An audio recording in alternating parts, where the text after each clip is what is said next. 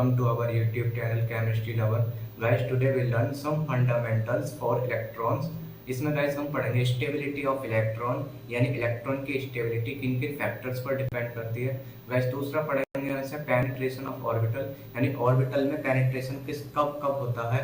और तीसरा पढ़ेंगे गाइस इसमें इनर्ट पेयर इफेक्ट जो कि पेनिट्रेशन पर पूरा डिपेंडेंट है. और फोर्थ पढ़ेंगे इसमें ऑक्सीडेशन स्टेट. ठीक है, किस तरीके से ऑक्सीडेशन स्टेट शो करते हैं हमारे मेटल्स, जिसमें एफ ब्लॉक के एलिमेंट्स के बारे में, एफ ब्लॉक के ऑक्सीडेशन स्टेट के को हम डिस्कस करेंगे. तो गाइस सबसे पहले पढ़ते हैं स्टेबिलिटी ऑफ इलेक्ट्रॉन.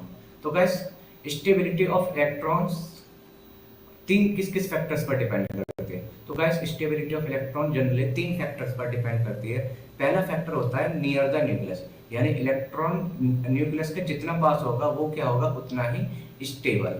दूसरा क्या होता है, less number of node in atomic orbital और मॉलिक्यूलर ऑर्बिटल. ठीक है, या तो वो एटॉमिक ऑर्बिटल होता है, हो सकता है, या मॉलिक्यूलर ऑर्बिटल. यानी एटॉमिक ऑर्बिटल और मॉलिक्यूलर ऑर्बिटल में जितने नोड हमारे कम होंगे उतना ही उसमें इलेक्ट्रॉन क्या होगा गाइस, स्टेबिलिटी फील करेगा, यानी स्टेबल होगा. तीसरी स्टेबिलिटी होती है half filled and full filled orbital, half filled and full filled. तो गाइस स्टेप बाय स्टेप इन तीनों को समझने की है क्या है. सबसे पहले पढ़ते हैं लेस नंबर ऑफ नोड, यानी नोड कम होने पर हमारे इलेक्ट्रॉन क्या हो जाता है, स्टेबल. तो नोड क्या होते हैं गाइस, जैसे नोड क्या होता है जहां पर इलेक्ट्रॉन की पाए जाने की प्रोबेबिलिटी मिनिमम होती है, उसको क्या बोलते हैं गाइस, नोड. ठीक है, तो नोड को या तो इस तरीके से हम इस डेफिनेशन में समझ सकते हैं, या फिर दूसरा जब अगर हम वेव की फॉर्म में समझे तो वेव जब भी कोई वेव फेज चेंज करती है तो गाइस वहां पर क्या आता है, एक नोड आता है. जैसे कि ये वेव, मैंने एक वेव कंसीडर करी जिसमें ऊपर वाला फेज प्लस होगा, नीचे वाला फेज माइनस, देन ऊपर वाला प्लस फेज. तो गाइस ये वेव जब भी फेज चेंज करती है तो इसमें क्या आता है, नोड आता है. जैसे इसमें एक पहला नोड यहाँ पर है, दूसरा नोड यहाँ, और तीसरी बार इसने फेज यहाँ पर चेंज कर लिया. तो इस वेव पर कितने नोड प्रेजेंट हैं, 3 नोड. इसी तरीके से हम ऑर्बिटल्स के अंदर भी गाइस क्या देख सकते हैं, अपने नोड देख सकते हैं. जैसे पहला होता है एस ऑर्बिटल, जो कि गाइस स्फीयर फॉर्म में होता है. एस ऑर्बिटल कैसा होता है, स्फीयर. तो गाइस देखो एस ऑर्बिटल स्फीयर होता है, इसमें ओनली वन फेज होता है. ऑर्बिट इस एस ऑर्बिटल में क्या होता है, ओनली वन फेज. तो वन फेज होने का मतलब इसमें कभी इसमें फेज चेंज नहीं हुआ, फेज चेंज नहीं होते, इसके अंदर नोड कितने होंगे गाइस, 0. दूसरा है जैसे पी ऑर्बिटल. पी ऑर्बिटल में देखो जैसे प्लस से माइनस फेज, यानी फेज चेंज इस ऑर्बिटल के अंदर क्या हो रहा है, फेज चेंज हो रहा है, इसलिए इसके अंदर कितने नोड प्रेजेंट है गाइस, एक बार फेज चेंज हो रहा है, इसलिए इसके अंदर कितने हैं, 1 नोड, यानी इसके अंदर एक नोडल प्लेन प्रेजेंट है. अब गाइस इसमें देखते हैं, तो इसमें कौन कौन से नोडल प्लेन देख रहे हैं आपको. देखो नोडल प्लेन हमें वहां से पास करना होता है, डी ऑर्बिटल. अगर डी ऑर्बिटल बनाता हूं, फिर से बनाता हूं गाइस, डी ऑर्बिटल,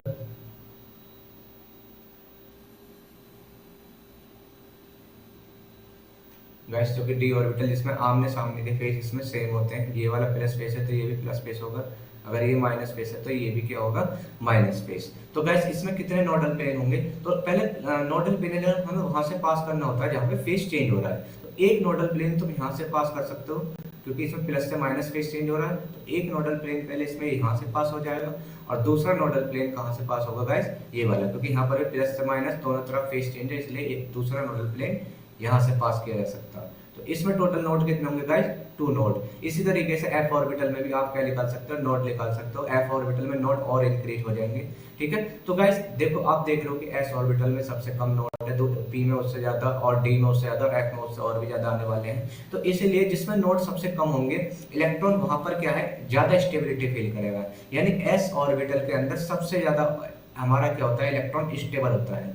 उसके बाद पी ऑर्बिटल में हमारा इलेक्ट्रॉन क्या होता है, स्टेबल, यानी इससे कम स्टेबल पी ऑर्बिटल में होता है, उससे कम स्टेबल क्या होगा, वो डी ऑर्बिटल में. यानी जैसे जैसे नोड इंक्रीज होंगे इलेक्ट्रॉन की स्टेबिलिटी डिक्रीज होती चली जाएगी. ठीक है गाइस, तो ये तो बात करी हमने लेस नंबर ऑफ नोड. दूसरी नेक्स्ट स्टेबिलिटी होती है half field and full field stability. ठीक है guys, half field and full field stability. तो गाइस ये कौन सी स्टेबिलिटी होती है, इसको समझते हैं. ठीक है। तो guys half field and full field stability तीन फैक्टर्स पर डिपेंड करते हैं। एक होता है, पहला होता है लार्जर एक्सचेंज एनर्जी, पहला होता है लार्जर एक्सचेंज एनर्जी। दूसरा फैक्टर होता है स्मॉलर कोलम्बिक रिपल्सन, और तीसरा होता है स्मॉलर शिल्डिंग। ठीक है, तो गाइस स्टेप बाय स्टेप इन तीनों को समझते हैं कि ये किस तरीके से हमारे हाफ फील्ड ऑर्बिटल में एक स्टेबिलिटी को लाएंगे।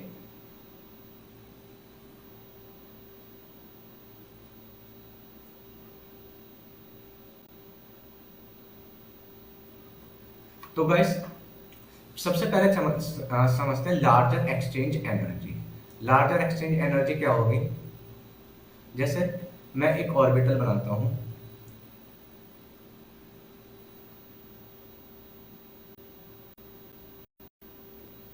जैसे मैंने पी ऑर्बिटल बनाया जिसमें तीन होंगे, P X P Y P Z.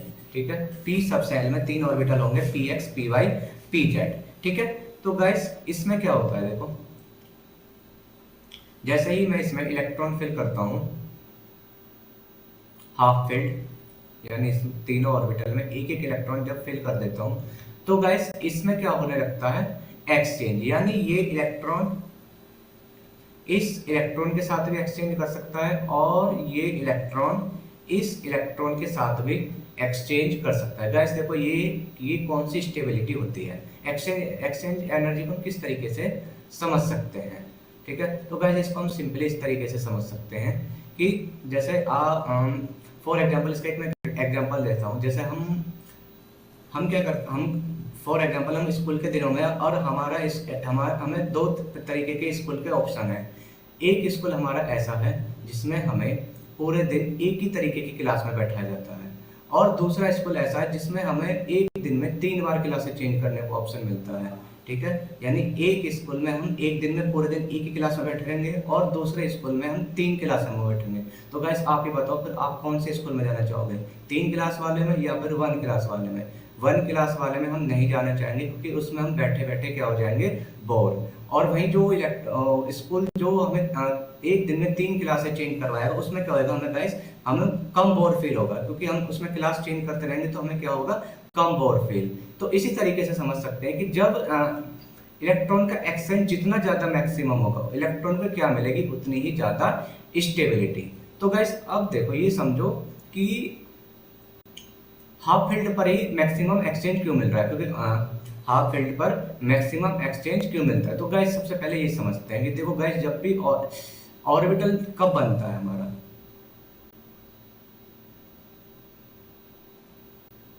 जब ऑर्बिटल अगर इस तरीके से वो इस फॉर्म में मोशन करता रहेगा, तो जब वो इस तरीके की शेप बना लेगा तो इसको क्या बोलेंगे गाइस, हम पी ऑर्बिटल। अगर हमारा इलेक्ट्रॉन इस तरीके से मोशन करता रहता है, इस तरीके का क्लाउड प्रेजेंट कर देता है मोशन करते करते, तो इस वाले ऑर्बिटल को गाइस क्या बोलेंगे, हम एस ऑर्बिटल।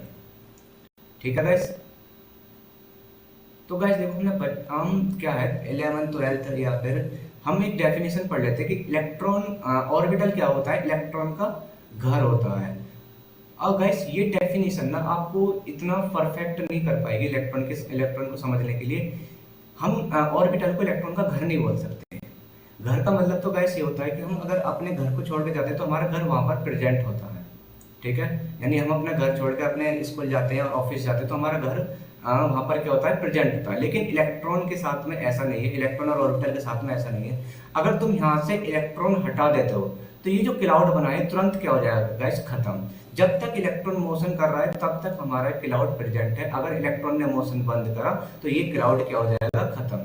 ठीक है गाइस, जैसे यहाँ पर पी ऑर्बिटल है तो पी ऑर्बिटल जब तक इस फॉर्म में मोशन कर रहा है तब तक ये क्लाउड हमें दिखाई देगा, और जैसे आप यहाँ इस इलेक्ट्रॉन को यहाँ से हटा दो तो ये क्लाउड क्या हो जाएगा, खत्म। यानी जब तक इलेक्ट्रॉन है तब तक ऑर्बिटल है, इलेक्ट्रॉन नहीं तो ऑर्बिटल नहीं। ठीक है, इस बात को बिल्कुल समझ लेना है, इलेक्ट्रॉन नहीं तो हमारा ऑर्बिटल नहीं, जब तक इलेक्ट्रॉन तभी हमारा क्या होता है, ऑर्बिटल। अब हाफ फील्ड पर देखो, हाफ फील्ड पर अगर एक इलेक्ट्रॉन जाता है, मतलब कि पी ऑर्बिटल में जब एक इलेक्ट्रॉन जाता है तो इसका मतलब अभी हमारे पास एक ही ऑर्बिटल प्रेजेंट है, यानी इलेक्ट्रॉन को एक्सचेंज करने के लिए दूसरा ऑर्बिटल नहीं है। जैसे इसमें दूसरा इलेक्ट्रॉन आएगा, अब ये आपस में दोनों क्या कर सकते हैं, एक्सचेंज, क्योंकि अब 2 ऑर्बिटल हो गए। तीसरा आएगा तो अब ये 3 ऑर्बिटल हो गए, यानी अब इसमें टोटल 2 एक्सचेंज हो सकते हैं, ठीक है, बट एक इलेक्ट्रॉन के लिए कितने एक्सचेंज हो सकते हैं, 2 इलेक्ट्रॉन, ठीक है गाइस। तो जैसे जैसे इलेक्ट्रॉन इंक्रीज होंगे हमारे क्या हो जाएंगे, एक्सचेंज इंक्रीज। क्या फोर्थ इलेक्ट्रॉन आने पर एक्सचेंज इंक्रीज होगा, ठीक है गाइस। तो इसको समझते हैं, फोर्थ इलेक्ट्रॉन आने पर हमारा एक्सचेंज क्या हो जाएगा, डिक्रीज। इसको कैसे समझते हैं गाइस, देखो गाइस, हमने जो इलेक्ट्रॉन चौथा बार का इलेक्ट्रॉन जो हमने ऑर्बिटल में दिखाते हैं, इसका ये सही तरीका नहीं है। सबसे सही, इसका सही तरीका ये होता है, जैसे मैंने ये 3 ऑर्बिटल बनाए, जो सबसे लोअर एनर्जी में मैंने 3 ऑर्बिटल दिखा दिए किसी भी एनर्जी लेवल पर। इस साइड में एनर्जी बनाता हूँ, इस एक्सिस पर मेरी क्या है गाइस, एनर्जी प्रेजेंट है, ठीक है। तो गाइस देखो, जब भी मैं इसमें एक एक इलेक्ट्रॉन फिल करता हूँ तो तीनों ऑर्बिटल क्या होंगे, डीजनरेट, ठीक है। जैसे ही गाइस आप इसमें चौथा इलेक्ट्रॉन फिल करते हो, जैसे इसमें आप चौथा इलेक्ट्रॉन फिल करते हो, तो यहाँ पर क्या होगा, इलेक्ट्रॉन इलेक्ट्रॉन रिपल्सन होएगा, और ये इलेक्ट्रॉन इलेक्ट्रॉन रिपल्सन होने पर ये 2 इलेक्ट्रॉन कहाँ चले जाएंगे गाइस, थोड़े हायर एनर्जी पर, यानी इसमें पेयरिंग वाली एनर्जी आ जाएगी, जिससे ये वाला ऑर्बिटल क्या चला जाएगा, हायर एनर्जी पर, जिससे क्या हो जाएगा, फिर से हमारा एक्सचेंज डिक्रीज, क्योंकि देखो सेम फ्लोर पर होंगे, सेम फ्लोर यानी डीजनरेट एनर्जी ऑर्बिटल होंगे, तभी उनमें एक्सचेंज हो सकता है, इस तरीके से एक्सचेंज नहीं हो सकता। अब इसमें एक्सचेंज क्या हो जाएंगे, डिक्रीज, ठीक है गाइस। अगर तुम फिर से एक और इलेक्ट्रॉन फिल करते हो तो यहाँ पर पेयरिंग होगी, जिससे फिर ये हायर एनर्जी पर जाएगा, और जब हायर एनर्जी पर जाएगा तो ये भी इसके पास पहुंचा जाएगा। नेक्स्ट एक और इलेक्ट्रॉन भरते हो, 6 इलेक्ट्रॉन भरते हो, देन ये फिर से हायर एनर्जी पर जाएगा, और ये इन दोनों की एनर्जी के बराबर हो जाएगा, और जैसे इन दोनों की एनर्जी के फिर से बराबर होगा तो इसमें क्या होगा गाइस, फिर से एक्सचेंज होना चालू हो जाएगा, क्योंकि तीनों सेम फ्लोर हो गए, तीनों की एनर्जी बराबर होगी, तीनों डीजनरेट ऑर्बिटल होगी, और इसमें एक्सचेंज क्या हो जाएगा गाइस, फिर से एक्सचेंज होने लगेगा, यानी ये इलेक्ट्रॉन इसमें जाएगा, ये इलेक्ट्रॉन इसमें, ये इलेक्ट्रॉन इसमें, ठीक है। तो गाइस अब यहाँ पर क्वेश्चन ये बनता है कि हमारा हाफ फील्ड ज्यादा स्टेबल होता है या फुल फील्ड, ठीक है, हाफ फील्ड ज्यादा स्टेबल होगा या फुल फील्ड। तो गाइस इसको ऐसे समझ सकते हैं, जितना ज्यादा हमारा एक्सचेंज होगा इलेक्ट्रॉनों का, जितना ज्यादा गाइस हमारा एक्सचेंज होगा, उतना ही इलेक्ट्रॉनों को क्या मिलेगी, स्टेबिलिटी, ठीक है। तो गाइस आप देखो, हमारे फुल फील्ड में 6 इलेक्ट्रॉन, यानी 6 इलेक्ट्रॉन आपस में एक्सचेंज करेंगे, जिसकी वजह से एक्सचेंज हमें क्या मिलेगा, ज्यादा। वहीं अगर हमारा एक हाफ फील्ड होता, हाफ फील्ड में ओनली 3 इलेक्ट्रॉन एक्सचेंज करते, जिससे हमारे टोटल एक्सचेंज क्या आते, कम। फुल फील्ड में हमारे टोटल एक्सचेंज क्या आएंगे, ज्यादा, ठीक है, क्योंकि इसमें ये इलेक्ट्रॉन यहाँ से जा सकता है, फिर यहाँ से यहाँ जा सकता है, ये वाला इलेक्ट्रॉन यहाँ जा सकता है, और ये वाला इलेक्ट्रॉन इसके यहाँ जा सकता है, यानी इसमें जितने ज्यादा अब इसमें इलेक्ट्रॉन बढ़ने पर एक्सचेंज भी क्या हो जाएंगे गाइस, हमारे ज्यादा। तो जितने ज्यादा एक्सचेंज होंगे उतने ही ज्यादा क्या होगी, इलेक्ट्रॉनों को स्टेबिलिटी मिलेगी, यानी इसमें एक्सचेंज ज्यादा है तो ये ज्यादा लोअर एनर्जी में जाएगा, इसमें एक्सचेंज कम है तो ये कम लोअर एनर्जी में जाएगा। एक्सचेंज की वजह से एनर्जी डिक्रीज हुई, और ये लोअर एनर्जी पर आ जाएंगे, ये और भी ज्यादा लोअर एनर्जी पर, क्योंकि इसमें ज्यादा एक्सचेंज प्रेजेंट है।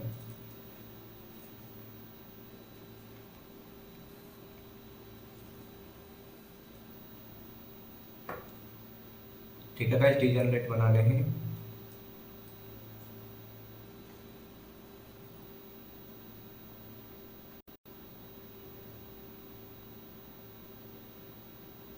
ठीक है, तो गाइस आपको समझ में आ गया होगा कि full field is more stable than half field, और कंसेप्ट क्या है, एक्सचेंज ऑफ एनर्जी, जितना ज्यादा एक्सचेंज होगा इतनी ज्यादा इलेक्ट्रॉनों को क्या मिलेगी, स्टेबिलिटी। तो गाइस पहला फैक्टर जो कि एक्सचेंज ऑफ एनर्जी होता है, उससे भी क्या मिलती है, इलेक्ट्रॉन को स्टेबिलिटी। तो एक तो हाफ फील्ड में लार्जर एक्सचेंज से स्टेबिलिटी मिल सकती है, दूसरा क्या है, स्मॉलर कोलम्बिक रिपल्सन। अब गाइस ये क्या है, स्मॉलर कोलम्बिक रिपल्सन, ये क्या है, तो गाइस यहीं पर देखो, जब इलेक्ट्रॉन हमारा हाफ फील्ड हो जाता है, जब इलेक्ट्रॉन हमारा हाफ फील्ड हो जाता है या फुल फील्ड होता है, उस केस पर क्या है, ये तीनों ऑर्बिटल डीजनरेट हो जाते हैं, यानी अगर मैं यहाँ पर न्यूक्लियस मानता हूँ, यहाँ पर प्रोटॉन है, प्रोटॉन, और यहाँ पर ये तीनों हमारे ऑर्बिटल है जो कि डीजनरेट है, तो ये क्या है गाइस, देखो ये इलेक्ट्रॉन हमारे ऊपर नीचे नहीं, बिल्कुल सेम एनर्जी पर आ गए, और जब सेम एनर्जी पर आ गए तो ये न्यूक्लियस की तरफ अट्रैक्शन जब फील करेंगे तो इनके रास्ते में कोई दूसरे इलेक्ट्रॉन नहीं आ पाएंगे, यानी इलेक्ट्रॉन इलेक्ट्रॉन के बीच में रिपल्सन क्या होएगा, इन वाले इलेक्ट्रॉन होगा, अंदर तो और भी इलेक्ट्रॉन हो सकते हैं उनमें तो रिपल्सन होगा, लेकिन इनके आपस में रिपल्सन क्या हो जाएगा गाइस, मिनिमम, क्योंकि ये साइड बाय साइड प्रेजेंट हो गई, सेम एनर्जी होने पर साइड बाय साइड प्रेजेंट हो गई, यानी जब ये न्यूक्लियस की तरफ जाएंगे तो ये आपस में रिपल्सन फील, आपस में कम रिपल्सन फील करेंगे, ठीक है। वहीं अगर इसमें एक इलेक्ट्रॉन हमारा क्या होता है गाइस, जैसे एक इलेक्ट्रॉन हमारा अनपेड होता है, जैसे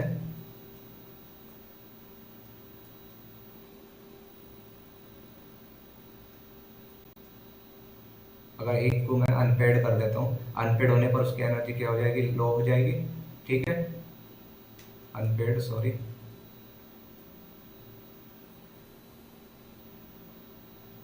तो अनपेड होने पर अब ये न्यूक्लियस की तरफ जाएगा तो इसमें इस इलेक्ट्रॉनों की क्या मिलेगी, थोड़ी सी शील्डिंग, जिससे इलेक्ट्रॉन इलेक्ट्रॉनों का रिपल्सन हो। तो गाइस ये भी समझ में आ गया होगा कि जब वे डीजनरेट हो जाएंगे, ठीक है, डीजनरेट कब हो सकते हैं, या तो हाफ फील्ड पर डीजनरेट हो सकते हैं या फुल फील्ड पर, उस टाइम पर हमें क्या मिलेगा, लेस कोलम्बिक रिपल्सन, क्योंकि इसके जब ये न्यूक्लियस की तरफ अप्रोच करेगा तो ये आपस में इलेक्ट्रॉन इलेक्ट्रॉनों का रिपल्सन कम होगा, ठीक है। ये सेम कंसेप्ट हाफ फील्ड पर भी लग जाएगा गाइस, ये भी डीजनरेट है, तो जब ये न्यूक्लियस की तरफ अप्रोच करेंगे गाइस, जब ये न्यूक्लियस की तरफ अप्रोच करेंगे तो इन पी ऑर्बिटल के इलेक्ट्रॉनों का आपस में क्या है, रिपल्सन कम लगेगा, क्योंकि ये अब सेम एनर्जी पर आ गए, यानी साइड बाय साइड प्रेजेंट है, आगे पीछे प्रेजेंट नहीं है, आगे पीछे प्रेजेंट नहीं, तो इनमें लेस कोलम्बिक रिपल्सन लगेगा जब ये न्यूक्लियस की तरफ क्या करेंगे, अप्रोच, यानी न्यूक्लियस की तरफ जाएंगे, जब ये इलेक्ट्रॉन न्यूक्लियस की तरफ अप्रोच करेंगे, इलेक्ट्रॉन प्रोटॉन में जब अट्रैक्शन लगेगा तो ये खुद के इलेक्ट्रॉन क्या है, लेस रिपल्सन फील करेंगे। तो गाइस ये भी समझ में आ गया होगा कि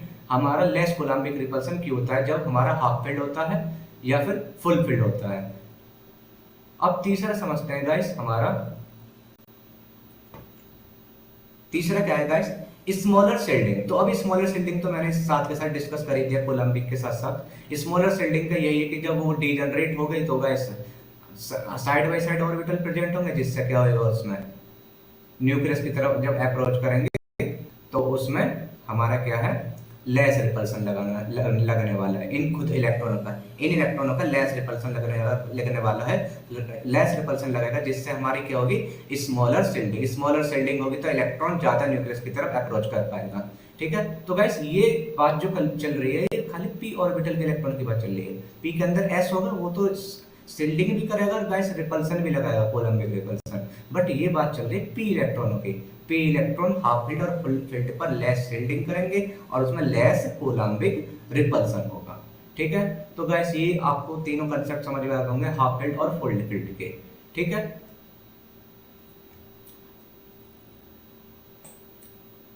अब गाइस अगला सीखते हैं पेनिट्रेशन, जो कि इस यहाँ पर बचा हुआ है, क्योंकि न्यूक्लियस हमारा जो इलेक्ट्रॉन है वो न्यूक्लियस के पास पेनिट्रेशन की वजह से भी जा सकता है, ठीक है। तो पेनिट्रेशन की वजह से किस तरीके से जाएगा इसको देखते हैं गाइस। देखो सबसे पहले पेनिट्रेशन कब होता है, ठीक है, ऑर्बिटल में पेनिट्रेशन कब होता है, तो इसको हम आइंस्टीन के relativistic variation of mass with velocity से हम इसको एक्सप्लेन कर सकते हैं। इसमें आइंस्टीन ने क्या फॉर्मूला दिया था, m equal to M not upon root 1 minus B square upon C square, ठीक है।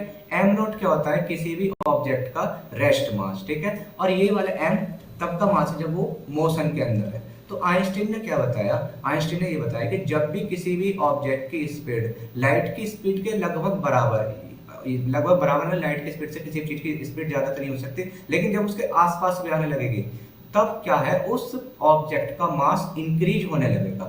कैसे गाइस, फॉर एग्जांपल हम कोई एग्जांपल ले लेते हैं, जैसे किसी भी ऑब्जेक्ट की स्पीड लाइट की, इसमें क्या है v स्क्वायर किसी ऑब्जेक्ट की स्पीड हो गया, c स्पीड ऑफ लाइट, ठीक है। तो मैंने और किसी भी ऑब्जेक्ट की स्पीड कितनी मान ली, 2.8 इंटू 10 टू पावर 8, ठीक है। तो गाइस ये लगभग लाइट की स्पीड के आसपास ही है, लाइट की स्पीड होती है 3 इंटू 10 टू पावर 8, और ये मैंने 2.8 यानी थोड़ी सी कम मानी, लाइट की स्पीड से ज्यादा तो किसी चीज की स्पीड हो ही नहीं सकती, बट उसके आसपास हो सकती है, आसपास यानी थोड़ी ही कम, ठीक है। तो गाइस इसको अगर आप सॉल्व करने जाओगे तो सॉल्व करने पर ये 10 स्क्वायर में तो कट जाएगा, और ये बचेगा स्क्वायर करने पर 7.8 अपॉन 9, इसको सॉल्व करोगे इस एलसीएम लेने पर तो ये 1.6 बचेगा, और इसको रूट और ऊपर की तरफ खोलोगे तो ये 3/√1.6 और इसका रूट निकालोगे तो 1.07, जिससे डिवाइड करोगे तो ये क्या आ जाएगा 2.8।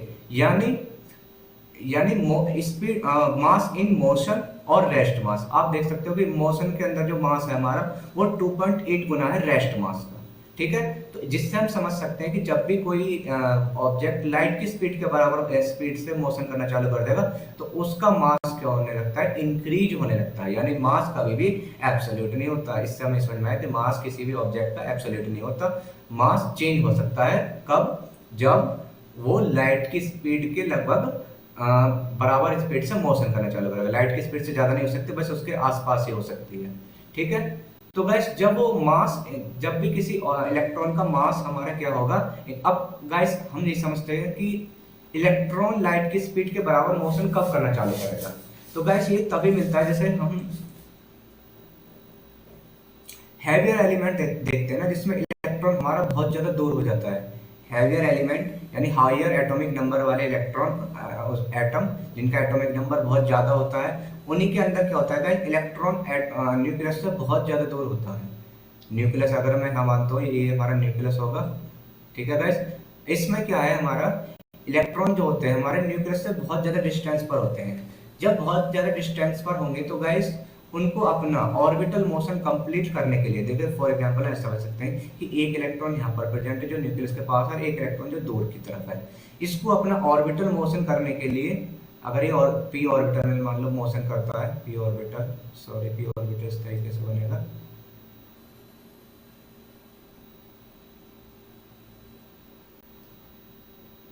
ये हमारा न्यूक्लियस होगा गाइस। ठीक है, एक इलेक्ट्रॉन यहाँ पर प्रेजेंट है जो कि पी ऑर्बिटल में मोशन कर रहा है। ठीक है, और एक मोशन यहाँ पे होगा गाइस, ये वाला पी ऑर्बिटल। तो गाइस देखो, इसको अपना और यहाँ पर इलेक्ट्रॉन को अपना ऑर्बिटल मोशन कंप्लीट करने के लिए, और ये वाले इलेक्ट्रॉन इसको ऑर्बिटल मोशन कंप्लीट करने के लिए, क्योंकि ये इलेक्ट्रॉन ज्यादा दूर है, अब इसको अपना ऑर्बिटल मोशन मेंटेन रखने के लिए अपनी क्या है, स्पीड इंक्रीज करनी पड़ेगी। जितना इलेक्ट्रॉन दूर चलता चला जाएगा न्यूक्लियस से, उतना ही उस इलेक्ट्रॉनों को अपनी स्पीड क्या करनी पड़ेगी, इंक्रीज, क्योंकि ऑर्बिटल मोशन मेंटेन करना है ना इसको, स्लो तो स्पीड नहीं कर सकता। तो जब इसको ज्यादा डिस्टेंस ट्रेवल करनी पड़ेगी, इतनी सारी डिस्टेंस ट्रेवल करनी पड़ेगी, तो इसको अपनी स्पीड भी बढ़ानी पड़ेगी। वहीं जो न्यूक्लियस के पास वाले इलेक्ट्रॉन होंगे उसको, उनको अपना ऑर्बिटल मोशन करने के लिए कम डिस्टेंस ट्रेवल करनी है, जिससे वो स्लो स्पीड पर मोशन करेंगे। और जितना इलेक्ट्रॉन दूर की तरफ चलते चले जाएंगे उनको स्पीड क्या है, अपनी इंक्रीज करनी पड़ जाएगी। तो हैवियर एलिमेंट जिनका एटॉमिक नंबर बहुत ज्यादा होता है, उनके इलेक्ट्रॉन बहुत 5 या 6 सेल में भरे जाते हैं, जिससे क्या होता है वो न्यूक्लियस से बहुत ज्यादा दूरी पर हो जाते हैं। और बहुत ज्यादा दूरी पर होने पर उनको इलेक्ट्रॉनों को अपनी स्पीड बढ़ानी होती है, जिससे क्या होगा गाइस, स्पीड बढ़ाने पर वो स्पीड लाइट की स्पीड के लगभग बराबर हो जाएगी। और लाइट की स्पीड बराबर होने पर उसमें क्या है, पेनिट्रेशन, लाइट की स्पीड के जैसे बराबर होगी तो उसका मास इंक्रीज होगा। जब जब मास इंक्रीज होगा किसी भी इलेक्ट्रॉन का, जब जब मास इंक्रीज होगा तो वो क्या होगा, न्यूक्लियस की तरफ अप्रोच करेगा। और जब न्यूक्लियस की तरफ अप्रोच करेगा मास इंक्रीज होने पर, तो उसी को गाइस क्या बोलते हैं हम, पेनिट्रेशन। ठीक है गाइस, पेनिट्रेशन कब होता है, जब इलेक्ट्रॉन हमारा लाइट के लगभग स्पीड के बराबर मोशन करना चालू कर देता है, जिससे उसका मास इंक्रीज रहेगा। मास इंक्रीज होने पर न्यूक्लियस उसको ज्यादा अप्रोच करेगा, तो वो क्या करना चालू कर देगा गाइस, ऑर्बिटल्स के अंदर, यानी अंदर वाले ऑर्बिटल्स के अंदर, अंदर भी तो ऑर्बिटल्स होंगे ना इसमें, तो उनके अंदर क्या है, ये पेनिट्रेट होने लगेगा, यानी उसके अंदर धंसने लगेगा, घुसने लगना। पेनिट्रेशन का हिंदी मतलब ये होता है किसी के अंदर घुस जाना। तो ये ऑर्बिटल अंदर वाले ऑर्बिटल में क्या है गाइस, घुसना स्टार्ट कर देगा। ठीक है, तो पेनिट्रेशन से गाइस होता क्या है, ठीक है, पहले से ही समझ लेते हैं कि पेनिट्रेशन सबसे ज्यादा कौन सा ऑर्बिटल करते हैं। तो गाइस सबसे ज्यादा पेनिट्रेशन करते हैं वो एस ऑर्बिटल करते हैं। ठीक है, सबसे ज्यादा पेनिट्रेशन करते हैं S orbital, then P orbital, then D orbital, then F orbital. ठीक है, ये पेनिट्रेशन का ऑर्डर है, यानी एस के अंदर जो इलेक्ट्रॉन पड़ा हुआ है, जब वो लाइट की स्पीड के अंदर मोशन कर, लाइट के बराबर स्पीड यानी थोड़े बहुत कम से मोशन करेगा, तो वो उस टाइम पर उसका जब मास इंक्रीज होगा तो वो सबसे ज्यादा पेनिट्रेट करेगा पी के कंपेयर में, देन डी के कंपेयर में, और देन एफ के कंपेयर में। पी का डी से थोड़ा कम होता है, डी का एफ से। ठीक है, ये ऑर्डर होता है पेनिट्रेशन का। ठीक है, तो गाइस अब पेनिट्रेशन से होगा क्या, ठीक है, पेनिट्रेशन से हमें गाइस बहुत सारे हम हमें केमिस्ट्री के अंदर वेरिएशन देखने को मिलेंगे। ठीक है, ठीक है। जैसे गाइस आप का रूल देखा होगा आपने, हमारे यहीं पर आपाओ का रोल फेल होने लगता है। ठीक है, सेल आगे पीछे होने स्टार्ट होते आगे पीछे होने लगती है। जैसे हम इलेक्ट्रॉन फिल करते हैं अपना 3D और 4s, जब भी इलेक्ट्रॉन हम 3D और 4s में इलेक्ट्रॉन फिल करते हैं, ठीक है, तो ये जैसे हमारे मेटल्स के अंदर इलेक्ट्रॉनिक कन्फिगरेशन आता है। जैसे मैंने कोई इलेक्ट्रॉनिक कन्फिगरेशन ले लिया, ये अपना 3D2, जो कि किसका होगा गाइस, ये होगा हमारा वेनेडियम का। ठीक है, ये वेनेडियम 22 का इलेक्ट्रॉनिक कन्फिगरेशन होगा लास्ट में। तो गाइस जब ये इलेक्ट्रॉन, जो कि अब देखो सेल इंक्रीज होगी बहुत ज्यादा, पीछे की तरफ चलेगा इलेक्ट्रॉन, तो इनकी स्पीड क्या होगी गाइस, इंक्रीज होने लग जाएगी। और जब स्पीड इंक्रीज होगी तो इनका क्या आएगा गाइस, पेनिट्रेशन होने लग जाएगा। अब 3D वाले इलेक्ट्रॉन भी तेज मोशन कर रहे हैं, 4s वाले भी, क्योंकि s का पेनिट्रेशन d से क्या होता है गाइस, ज्यादा। s का पेनिट्रेशन d, ओ सॉरी, हाँ, s का पेनिट्रेशन d से ज्यादा होता है, जिसकी वजह से ये क्या है, d के अंदर धंसने लगता है। ठीक है गाइस, डी में पेनिट्रेशन बहुत कम होगा, एस में बहुत ज्यादा, जिसकी वजह से ये 4s वाले ऑर्बिटल के इलेक्ट्रॉन डी के अंदर क्या होंगे, धंसने लग जाएंगे, न्यूक्लियस की तरफ ही अप्रोच करेंगे। जब न्यूक्लियस की तरफ अप्रोच करेंगे और डी से आगे की तरफ आ जाएंगे या लोअर एनर्जी में आ जाएंगे, तो उस केस में हमें इलेक्ट्रॉन फिर पहले केस में फिल करना होता है, क्योंकि इलेक्ट्रॉन तो हमेशा हम लोअर एनर्जी में फिल करते हैं देन हायर एनर्जी में। अब क्योंकि यहाँ पर पेनिट्रेशन ज्यादा हो चुका है, पेनिट्रेशन ज्यादा होने पर पहले इलेक्ट्रॉन किस में भरे जाते हैं, फिर एस में भरे जाएंगे, देन डी में। आपने देखोगा कि पहले हम 4s में इलेक्ट्रॉन भरते हैं, देन 3D में। तो ये भी किसकी वजह से होता है गाइस, पेनिट्रेशन की वजह से। एस का पेनिट्रेशन ज्यादा होता है, डी का कम, जिसकी वजह से 4s वाले इलेक्ट्रॉन 3D के अंदर क्या करने लगते हैं, पेनिट्रेट करने लगते हैं। ठीक है, और गाइस आपने एफ ब्लॉक का इलेक्ट्रॉनिक कन्फिगरेशन देखा होगा। एफ ब्लॉक में जैसे हम इलेक्ट्रॉन फिल करते हैं लेंथ नोड्स के अंदर, पहले हम इसमें क्या होता है, 4f 5D और 6s। ठीक है, इससे पीछे जीनोन होता है। ठीक है, तो गाइस इसमें भी देखोगे आप, सबसे पहले हम s के अंदर इलेक्ट्रॉन भरते हैं, देन हम d में कुछ इलेक्ट्रॉन भरते हैं, और सबसे लास्ट में हम f पर नंबर लगाते हैं इलेक्ट्रॉन का भरना। ठीक है गाइस, तो इसमें भी क्या है गाइस, इसमें भी पेनिट्रेशन ही है, क्योंकि ये वाले इलेक्ट्रॉन तो और भी पीछे चले गए। 4f 5d सेल है, 6s सेल है, तो इनको और ज्यादा स्पीड इंक्रीज करनी होगी। और जब इनको ज्यादा स्पीड इंक्रीज करनी होगी तो ये फिर से पेनिट्रेट करने चालू हो जाएंगे, जिसमें s पेनिट्रेट करेगा सबसे ज्यादा, देन d, देन f। तो जब s सबसे ज्यादा पेनिट्रेट करेगा तो ये न्यूक्लियस के इन तीनों के कंपेयर में न्यूक्लियस के सबसे ज्यादा पास में आ जाएगा, देन d वाला आएगा, और सबसे कम f, यानी पेनिट्रेशन की वजह से 6s 4f से भी आगे पहुंच जाएगा। और 5D वाला थोड़ा फिर उससे पीछे रह जाएगा। ठीक है, 5D वाला जैसे फॉर एग्जांपल वो इतना ही पीछे आ पाया कुछ, और 4f जैसे 6s वाला मैंने मान लिया को इतना आगे आ चुका है पेनिट्रेशन करते करते, 5D वाला इतना आगे, यहाँ से उठकर इतना ही आगे की तरफ आया है। ठीक है गाइस, और f वाला लगभग बहुत कम पेनिट्रेट करा है। ठीक है, तो जब ये अब 6s वाला जब सबसे आगे आ चुका है इन तीनों में, सबसे पहले क्योंकि न्यूक्लियस के पास सबसे ज्यादा ये अब 6s वाला आ गया ना, तो इसलिए इलेक्ट्रॉन पहले किसमें भरे जाएंगे, 6s के अंदर भरे जाएंगे। और 5D और ये लगभग बराबर ही, फिर भी थोड़ा बहुत देखा जाए तो d आगे आ चुका है, तो इसमें इलेक्ट्रॉन भरा जाएगा, देन f के अंदर इलेक्ट्रॉन भरा जाएगा। तो इससे क्या होता है, आप बाहु जो हम आप बाहु ने रोल बनाए थे इलेक्ट्रॉन को फिल करने के लिए, वो क्या हो जाता है, रोल हमारा फेल होने लगता है। क्यों, ड्यू टू पेनिट्रेशन। तो इसको हम पेनिट्रेशन से ही समझ सकते हैं गाइस। ठीक है, इलेक्ट्रॉनिक कन्फिगरेशन को। ठीक है, तो ये कब होता है, हैवियर एलिमेंट्स के अंदर। ठीक है, तो आपको गाइस पेनिट्रेशन समझ में आ गया होगा। अब पेनिट्रेशन से बिल्कुल कनेक्टेड ही होता है हमारा इनर्ट पेयर इफेक्ट। ठीक है, इनर्ट पेयर इफेक्ट में गाइस हम क्या पढ़ते हैं, ऑक्सीडेशन स्टेट को पढ़ते हैं। ठीक है, ऑक्सीडेशन स्टेट क्या होती है गाइस, वैसे सबसे पहले हम ऑक्सीडेशन स्टेट होती क्या है। ठीक है, अच्छा गाइस, ऑक्सीडेशन स्टेट को समझाने से पहले मैं कुछ चीज समझाता हूँ।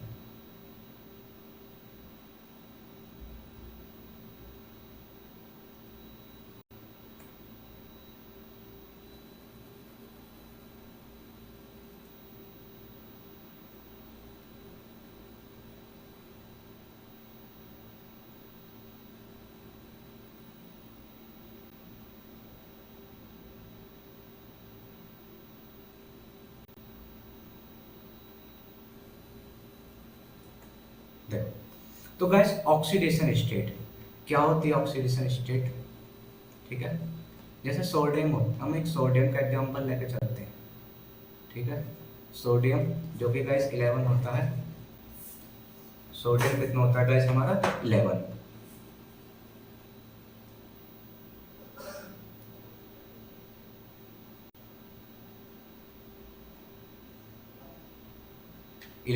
तो इसका इलेक्ट्रॉनिक कॉन्फ़िगरेशन क्या है गाइस? 1s2 2s2 2p6 और 3s1।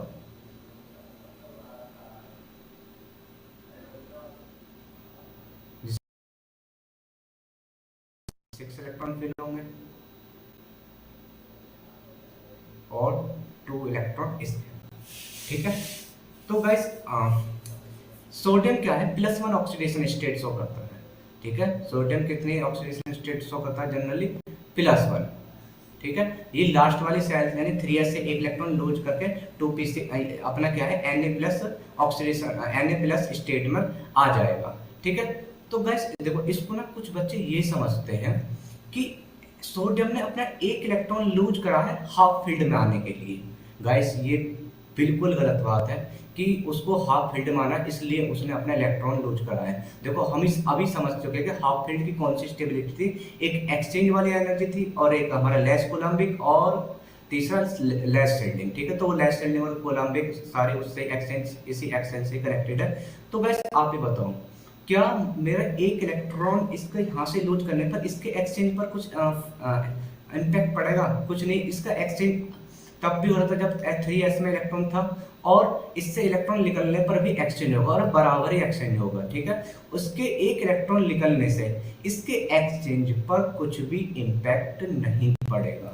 यानी हम जो ये पढ़ लेते हैं कि ये एक इलेक्ट्रॉन लूज करके अपने हाफ फील्ड पर आ जाएगा, ये बात बिल्कुल गलत है। इसने अपना इलेक्ट्रॉन इसलिए यूज नहीं करा कि इसे हाफ फील्ड माना था, इसने अपना इलेक्ट्रॉन इसलिए यूज करा कि यहाँ पर इलेक्ट्रॉन न्यूक्लियस से इतना ज्यादा अट्रैक्टेड नहीं है, लेस अट्रैक्टेड है, तो हम थोड़ी एनर्जी देकर इसको हम बाहर निकाल सकते हैं, ठीक है। लेस अट्रैक्टेड कैसे समझो? जब इसमें बहुत ज्यादा हाफ फील्ड स्टेबिलिटी है तो ये न्यूक्लियस की तरफ बहुत ज्यादा अप्रोच कर चुके हैं। जब ये न्यूक्लियस की तरफ बहुत ज्यादा अप्रोच कर चुके हैं तो प्रोटॉन का अट्रैक्शन इन तक ही पहुंच पा रहा है, ठीक है। इन्होंने प्रोटॉन को 11 प्रोटॉन को घेर लिया है। इन 3s तक उन प्रोटॉन का इतना अट्रैक्शन नहीं है जिससे इनको थोड़ी सी एनर्जी देकर आप बाहर कर सकते हो, ठीक है। इसको सिंपली यही समझ सकते हैं कि जैसे मान लो हम अपनी मदर से समझ सकते हैं या फिर अपने पेरेंट्स से कि जिस बच्चे पर हम ज़्यादा फोकस करेंगे, ठीक है, जिस बच्चे पर ज़्यादा फोकस करेंगे, ठीक है, पढ़ने पर वही पढ़ाई लिखाई में आगे जा पाएगा। जिस बच्चे पर हम फोकस नहीं कर पाएंगे वो बिगड़ सकता है, ठीक है। तो इसको हम इस तरीके से समझ सकते हैं। तो मैं जस्ट एक एग्जांपल दे रहा हूँ प्रोटॉन, क्योंकि प्रोटॉन सबसे ज़्यादा 2p वाले को इलेक्ट्रिक स्टेबिलिटी दे रहा है, यानी सारा अट्रैक्शन अब इन प्रोटॉनों का 2p और 2s इन पर है, तो इस पर अब कोई भी अट्रैक्शन नहीं बचा है, यानी ये बिल्कुल एक पराया बच्चा हो चुका है। तो यहाँ से इलेक्ट्रॉन निकालना अब आसान हो गया। इन पर बहुत कम अट्रैक्शन है और जब बहुत कम अट्रैक्शन है तो इसे आसानी से इलेक्ट्रॉन को हम लूज कर सकते हैं, ठीक है गाइस। तो बिल्कुल ध्यान रखना है, कोई भी आउटर सेल का इलेक्ट्रॉन इसलिए इलेक्ट्रॉन लूज नहीं कर रहा कि उसको अंदर वाली हाफ फील्ड मिलेगी, हाफ फील्ड वाली स्टेबिलिटी मिलेगी। ये हाफ फील्ड वाली स्टेबिलिटी तब भी थी जब ये 3s के अंदर इलेक्ट्रॉन था और अब भी है, इससे इसका कोई लेना देना बिल्कुल नहीं है गाइस, ठीक है। और आप ही बताओ, अगर इसका कनेक्शन इसके हाफ फील्ड से होता तो आपने देखो सुना होगा कि आयनाइजेशन एनर्जी ऑलवेज क्या होती है? पॉजिटिव होती है, ठीक है। पॉजिटिव का मतलब ये है कि उसको एनर्जी देकर ही हम इलेक्ट्रॉन को बाहर कर सकते हैं, ठीक है। अगर यही बात होगी कि उसको हाफ फील्ड की स्टेबिलिटी मिली है इसलिए इसको इलेक्ट्रॉन लूज करना, तो ये तो ऑटोमेटिकली रिलीज कर देता और एनर्जी रिलीज करके इलेक्ट्रॉन को लूज करता। अगर इसका कनेक्शन यही होता कि इसको हाफ फील्ड माना है तो तब तो ये, ठीक है। तो गाइस अब ऑक्सीडेशन स्टेट क्या होती है, ठीक है। ऑक्सीडेशन स्टेट जो हम बोलते हैं मोस्ट स्टेबल ऑक्सीडेशन स्टेट, जैसे सोडियम की मोस्ट स्टेबल ऑक्सीडेशन स्टेट +1 है, ठीक है। तो +1 यानी मोस्ट स्टेबल ऑक्सीडेशन स्टेट का मतलब ये है कि हम किसी भी एटम से कम एनर्जी देकर जो कितने ज्यादा से ज्यादा इलेक्ट्रॉन निकाल सकते हैं, ठीक है, वही क्या होती है उसकी मोस्ट स्टेबल ऑक्सीडेशन स्टेट। ठीक है, जैसे इसमें हम कम से कम एनर्जी देकर हम खाली 3s के इलेक्ट्रॉन को ही निकाल सकते हैं। अगर हम 2p के इलेक्ट्रॉनों को निकालने जाएंगे तो फिर हमें यहाँ पर बहुत ज्यादा एनर्जी लगने लगेगी। ठीक है, तो कम से कम एनर्जी देकर ज्यादा से ज्यादा इलेक्ट्रॉन निकालना ही क्या होता है, मोस्ट स्टेबल ऑक्सीडेशन स्टेट। ठीक है, ठीक है गाइस। तो अच्छा, अब कुछ देखो बच्चे ये भी सोचते हैं कि ये एक इलेक्ट्रॉन लूज कर कर अपनी स्टेबल ऑक्सीडेशन स्टेट यानी एक स्टेबल अवस्था में आ चुका है। ठीक है, स्टेबल पोजीशन पर या एक स्टेबल स्टेट में आ चुका है, यानी वो सोचते हैं कि Na प्लस Na से ज्यादा स्टेबल है। पर गाइस ऐसा बिल्कुल नहीं, चार्ज स्पीसीज कभी भी न्यूट्रल स्पीसीज से ज्यादा स्टेबल नहीं होती। ये सोडियम प्लस इस Na से क्या है, लेस स्टेबल है। बेशक इसने एक इलेक्ट्रॉन लूज करा है, लेकिन सोडियम अब भी क्या होगा हमारा, इस ये हमारा न्यूट्रल सोडियम इस प्लस चार्ज वाले से ज्यादा स्टेबल होगा, ज्यादा स्टेबल होगा। फिर इसने इलेक्ट्रॉन लूज क्यों करा, क्योंकि गाइस इसको इससे भी ज्यादा स्टेबिलिटी गेन करनी है। और ये इससे भी ज्यादा स्टेबिलिटी कब गेन करेगा, जब ये किसी Cl- यानी कैटायन के साथ बॉन्ड बनाएगा। जब ये कैटायन के साथ बॉन्ड बनाएगा तो लैटिस एनर्जी को रिलीज करेगा, और लैटिस एनर्जी रिलीज करने के बाद जो NaCl बनेगा, अब जो NaCl बनेगा, इस NaCl को बोल सकते हैं कि वो Na से ज्यादा स्टेबल है।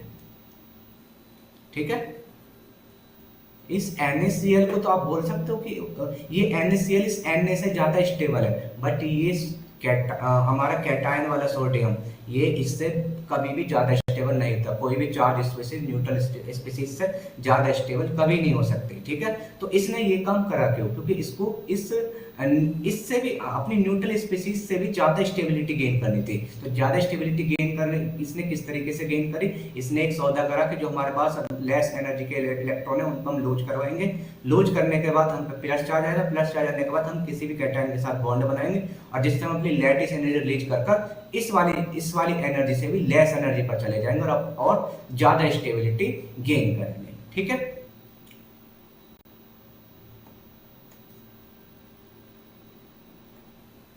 तो गाइस अब लास्ट में हम इनर्ट पेयर इफेक्ट सीखते हैं। तो इनर्ट पेयर कुछ नहीं, अगर आप पेनिट्रेशन को समझ चुके हो तो इनर्ट पेयर इफेक्ट को भी समझ जाओगे।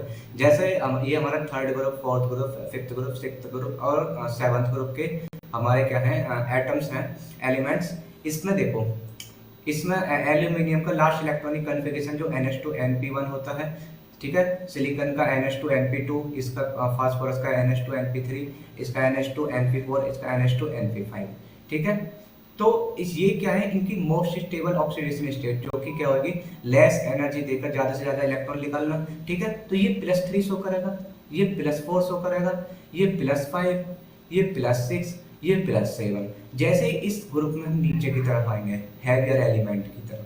ठीक है, जैसे ही गाइस हम हैवियर एलिमेंट्स की तरफ आएंगे, हैवियर एलिमेंट्स में क्या है, पेनिट्रेशन बढ़ने लगेगा, और पेनिट्रेशन बढ़ने की वजह से, ठीक है गाइस, पेनिट्रेशन बढ़ने की वजह से, क्योंकि ये s ऑर्बिटल है, p ऑर्बिटल है, s का पेनिट्रेशन बहुत ज्यादा हो जाएगा, जिससे वो न्यूक्लियस की तरफ बहुत तेजी से अप्रोच कर रहा होगा। तो ये वाले इलेक्ट्रॉन क्या होते चले जाएंगे गाइस, पेनिट्रेशन की वजह से स्टेबल होते चले जाएंगे, और इसको आप इजीली रिमूव नहीं कर पाओगे। जब इसको इजीली रिमूव नहीं कर पाओगे इस ns वाले इलेक्ट्रॉनों को पेनिट्रेशन की वजह से, तो आप कम से कम एनर्जी देकर फिर कौन से इलेक्ट्रॉनों को रिमूव कर सकते हो, इन वाले को, बस p वालों को। ठीक है, p वालों को रिमूव करोगे तो फिर कितने ऑक्सीजन स्टेट शो करेंगे, ये +1 शो करेगा, ये +2, ये +3, ये +4, ये +1। ठीक है, तो ये पेनिट्रेशन का ये क्या होता है, कंक्लूजन या रिजल्ट होता है इनर्ट पेयर इफेक्ट। ठीक है, तो इनर्ट पेयर, इसको इनर्ट पेयर इफेक्ट यानी इनर्ट के वर्ड क्यों यूज करते हैं, इनर्ट वर्ड इसलिए यूज करते हैं कि इसमें अब s के इलेक्ट्रॉन क्या हो चुके हैं गाइस, इनर्ट हो चुके हैं, यानी इनका अब बॉन्ड बनाने में कोई रोल नहीं होगा। ये इलेक्ट्रॉन कभी भी आप मतलब कि इनको नॉर्मल एनर्जी या फिर लेस एनर्जी देकर रिमूव नहीं कर पाओगे, और जब नहीं रिमूव कर पाओगे तो इनसे आप बॉन्ड नहीं बन पाओगे, बॉन्ड नहीं बना पाओगे। बॉन्ड नहीं बना पाओगे इसका मतलब क्या है कि ये s के इलेक्ट्रॉन क्या हो चुके हैं, स्टेबल हो चुके हैं, या इनर्ट हो चुके हैं, या फिर हमारे रिएक्शन करने के लिए इतनी आसानी से अवेलेबल नहीं है। ठीक है, तो ये हैवियर एलिमेंट्स में हमें इनर्ट पेयर इफेक्ट देखने को मिलता है, जैसे टेलोरियम, लेड, बिस्मिथ। ठीक है, और आगे के एलिमेंट जो भी है इसमें। अब गाइस लास्ट में हम पढ़ते हैं ऑक्सीडेशन स्टेट। ठीक है, ऑक्सीडेशन स्टेट ठीक है। तो मैंने अभी तुम्हें ऑक्सीडेशन स्टेट बताया था। ऑक्सीडेशन स्टेट क्या होती है कि हम किसी भी एटम के अंदर लास्ट वाले सेलों से कम से कम एनर्जी देकर कितने ज्यादा से ज्यादा इलेक्ट्रॉन निकाल सकते हैं, वही क्या होती है उसकी मोस्ट स्टेबल ऑक्सीडेशन स्टेट। ठीक है। अब जैसे मैंने तुम्हें पहले बोला था कि मैं एफ ब्लॉक के एलिमेंट की ऑक्सीडेशन स्टेट डिस्कस करूंगा। तो एफ ब्लॉक जैसे ये एफ ब्लॉक लेंथेनम सीरीज का लेंथेनम सीरीज है एफ ब्लॉक की, जिसमें क्या है हमारे लेंथेनम वाले एलिमेंट है, लेंथेनम, सीरियम, प्रोसीडियम। ठीक है। तो इनका लास्ट देखो, जैसे लेंथेनम का लास्ट इलेक्ट्रॉन की कॉन्फ़िगरेशन क्या होता है, जीनोन के बाद इसमें कितने बचते हैं इलेक्ट्रॉन, 3 इलेक्ट्रॉन बचेंगे, तो इसमें 5d1 6s2। अच्छा गाइस देखो, 4f में इलेक्ट्रॉन नहीं गया, पहले गया 5d में और देन 6s में। 4f में क्यों इलेक्ट्रॉन नहीं गया होगा, तो गाइस फिर इसमें वही पेनिट्रेशन वाला कंसेप्ट आ जाएगा। पेनिट्रेशन की वजह से ये 5d और 6s 4f से भी न्यूक्लियस से भी आगे पहुंच गए होंगे, यानी जैसे जब पेनिट्रेशन नहीं हो रहा होगा तो 4f, जब पेनिट्रेशन हमारा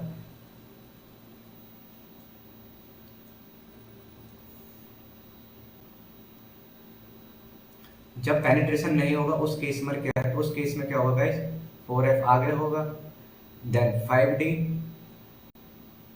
और देन 6s। ठीक है। लेकिन क्योंकि अब ये न्यूक्लियस से बहुत दूर 5d और 6s सेल के इलेक्ट्रॉन है, तो बहुत दूर है, बहुत दूर है, तो इनको अपना ऑर्बिटल मोशन करने के लिए ज़्यादा स्पीड ज़्यादा इंक्रीज करनी पड़ेगा। ज़्यादा स्पीड इंक्रीज करेंगे तो इसका मास इंक्रीज होने लगेगा, और मास इंक्रीज होने पर ही न्यूक्लियस की तरफ क्या करने पड़ेंगे, और क्या करने लगेंगे, अप्रोच करने लगेंगे, जिससे क्या होगा, इनमें पेनिट्रेशन आने लगेगा। यानी 6s के इलेक्ट्रॉन पेनिट्रेट करके 4f से भी अंदर की तरफ चले जाएंगे। ठीक है। 4f से भी क्या है, अंदर की तरफ चले जाएंगे। देन 5d का पेनिट्रेशन कम है, तो ये थोड़े न्यूक्लियस से कम पेनिट्रेट, एस का पेनिट्रेशन सबसे ज्यादा होता है ना, डी का थोड़ा कम होगा, तो डी का कम होगा तो इतना अच्छा पेनिट्रेट नहीं कर पाएंगे, यानी खाली इतना आगे गए होंगे। एफ का तो और भी कम होता है, तो एफ तो बहुत ही कम पेनिट्रेट करेगा, यानी इतना पेनिट्रेट कर पा रहा है। ठीक है। तो जब ये वाला न्यूक्लियस, यानी न्यूक्लियस जैसा हम अगर यहाँ न्यूक्लियस बोलते हैं, यानी यहाँ पर हमारे प्रोटॉन और न्यूट्रॉन प्रेजेंट है, तो ये प्रोटॉन और न्यूट्रॉन के प्रोटॉन और न्यूट्रॉन में 6s हमारा सबसे आगे आ चुका है, ये 6s है, ये 5d बनाया मैंने, और ये 4f। ठीक है। तो 6s सबसे आगे आ चुका है, और जब आगे आ चुका है तो सबसे पहले इलेक्ट्रॉन 6s में भरा जाएगा, फिर हमारे अब देखो ये 5d और 6s, 5d और 4f की बात करते हैं, तो पेनिट्रेशन इनमें पेनिट्रेशन होने पर इनमें एनर्जी में इतना डिफरेंस नहीं आएगा, हालांकि 5d फिर भी आगे चला जाएगा, लेकिन ऑलमोस्ट ये बराबर ही होंगे। ठीक है गाइस, एनर्जी में इतना डिफरेंस नहीं होगा इसमें। ठीक है। 5d ने पेनिट्रेट करके आगे बेशक आया है, तो बट इतना भी नहीं कि 4f से बहुत ही ज्यादा आगे चला चुका है, लगभग थोड़ा बहुत ही डिफरेंस है। तो थोड़ा बहुत डिफरेंस है, तो सबसे पहले 6s में इलेक्ट्रॉन भरा जाएगा। ठीक है। तो देखते हो आप, पहले 6s में इलेक्ट्रॉन भरते हैं, देन उसके बाद 5d में इलेक्ट्रॉन भरेंगे हम। ठीक है। 5d में इलेक्ट्रॉन भरा, और क्योंकि 3 इलेक्ट्रॉन बचे हैं जीनोन के बाद लेंथेनम में, तो इसका इलेक्ट्रॉनिक कॉन्फ़िगरेशन यही हो जाएगा। ठीक है गाइस, अब इसका इलेक्ट्रॉनिक कॉन्फ़िगरेशन यही हो जाएगा। तो इसकी ऑक्सीडेशन स्टेट देखते हैं। ऑक्सीडेशन स्टेट जो कि लेस एनर्जी में ज़्यादा से ज़्यादा इलेक्ट्रॉन निकालते हैं, वही क्या होती है, मोस्ट स्टेबल ऑक्सीडेशन स्टेट। तो इसमें कम से कम एनर्जी देकर हम 3 इलेक्ट्रॉन निकाल लेंगे। ठीक है। इन 3 इलेक्ट्रॉनों को क्या कर सकते हैं गाइस, हम रिमूव कर सकते हैं, यानी ये कितनी ऑक्सीडेशन स्टेट शो करेगा, +3। नेक्स्ट सीरियम, सीरियम की बात करते हैं। अब गाइस देखो, अगले स्टेप में क्या है, एफ पर इलेक्ट्रॉन भर चुका। ठीक है। जैसे एक इलेक्ट्रॉन इंक्रीज होगा नीचे की तरफ जाने पर, तो इस बार एफ में इलेक्ट्रॉन आ गया, तो वही एक स्टेप मैंने बताया था कि इनकी एनर्जी में ज्यादा डिफरेंस नहीं है। ठीक है। एक इलेक्ट्रॉन आने पर, जब भी देखो इलेक्ट्रॉन भी आता है ना, तो इलेक्ट्रॉन भी क्या करता है, कुछ रिपल्सन फील करता है अंदर वाले इलेक्ट्रॉन से। इलेक्ट्रॉन आने पर ये इनकी एनर्जी पीछे की तरफ जाती है, जब भी इलेक्ट्रॉन वहां पर आने चालू होंगे तो थोड़ी सी एनर्जी पीछे की तरफ खिसकेगी। जैसे इसमें पहला इलेक्ट्रॉन आया होगा, पहला इलेक्ट्रॉन आने पर तो जैसे थोड़ा सा ही तो आगे था, और उस इलेक्ट्रॉन के आने के बाद हल्का सा और पीछे और खिसक गया होगा, जिससे अब ये 4f फिर से आगे आ गया। और जब 4f फिर से आगे आ गया एक इलेक्ट्रॉन भरने के बाद, तो अब इसमें 4f वाले में इलेक्ट्रॉन भरने हमारे स्टार्ट हो जाएंगे। ठीक है। तो गैस अब 4f के अंदर इलेक्ट्रॉन भरने, डी में इलेक्ट्रॉन, क्योंकि डी पीछे चला गया तो डी में इलेक्ट्रॉन भरने बंद हो जाएंगे, अब 4f में इलेक्ट्रॉन भरने स्टार्ट होंगे। ठीक है। पहले एक भरा, अभी डी का इलेक्ट्रॉन भी यहाँ से उठ के आ जाएगा, क्योंकि लोअर एनर्जी पर आना है इसको। तो 4f में 3 4 5 6 7, ठीक है, 7 तक इलेक्ट्रॉन भरेंगे। ठीक है। 7 पर आते आते देखो अब ये f ऑर्बिटल क्या हो चुका है, हाफ फिल्ड। ठीक है।